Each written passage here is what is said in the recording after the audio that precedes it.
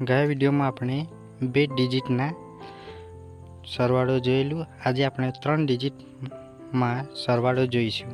Okay, તો અહીંયા 2 સરવાળાના દાખલા આપેલ છે, તો તેને આપણે ગણીએ. ઓકે, નીચે 582 અને 389 આપેલા છે. એમાં હવે 500 લખવાનું, પછી વત્તા 80 વત્તા 2, પછી આપણે 378 છે તેને 500 વડે સરવાળો કરીશું. ઓકે, તો 378 લખીએ વત્તા 500, તો 8 અહીંયા આવશે, અહીંયા 7 અને અહીંયા 8, 878 થશે. પછી તેમાં સરવાળો 80 કરીશું, તો અહીંયા 8, 8 ને 7, 15 નો 5 વધી 1, 8 ને 1 9, 958 થશે. પછી સરવાળો 2, તો 958 વત્તા 2, તો 960 થશે ને. 8 ને 2 10 વધી 1 6 થશે અને અહીંયા 9, તો આપણો જવાબ આવી ગયો 960. બરાબર. હવે બીજા નંબરનો આપણે ગણીશું. પહેલા નંબરમાં 960, બીજા નંબરમાં બી એવું જ ગણવાનું છે.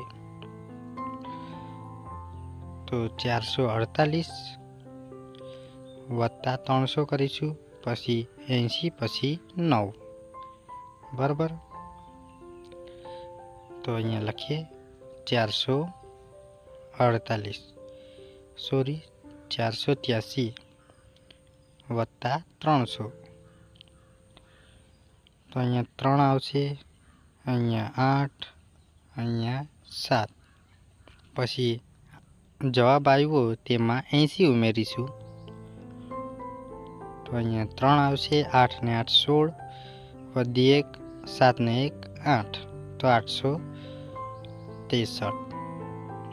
પછી તેમાં 9 ઉમેરીશું, તો 9 ને 3 12 થશે, 12 નો 2 વધી 1, 6 ને 1 7 અને અહીંયા 8, તો 872 જવાબ આપણો આવે છે. બરાબર. 448 ને વત્તા 889 નો જવાબ 872 થાય છે. ઓકે, હવે લાસ્ટ 489 વત્તા 384, જે તમારે કમેન્ટમાં કહેવાનું છે. Thank you.